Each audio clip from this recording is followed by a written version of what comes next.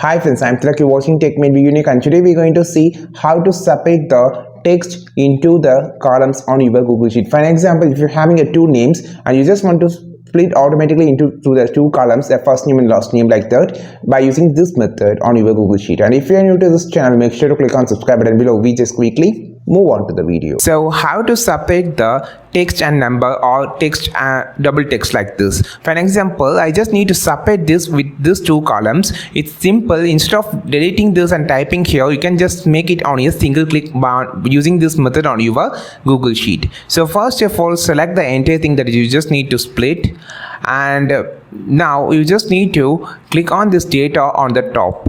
Now you just need to go to the bottom and you will see an option called split the text to the columns. So just click this and you will see an option here. So how it should be deducted? So deduct automatically. If you're making any commas here, it will be split using these commas or semicolons, period, like that. I just has been made a space between the two numbers and also the words, so I just make a space, so you can see it's splitted. You can use this for to splitting the, this is an example thing that you can just make this formula for anything that you just need. For example, Ram Kumar is in full name. You can just split into Ram is your first name and second last name like that.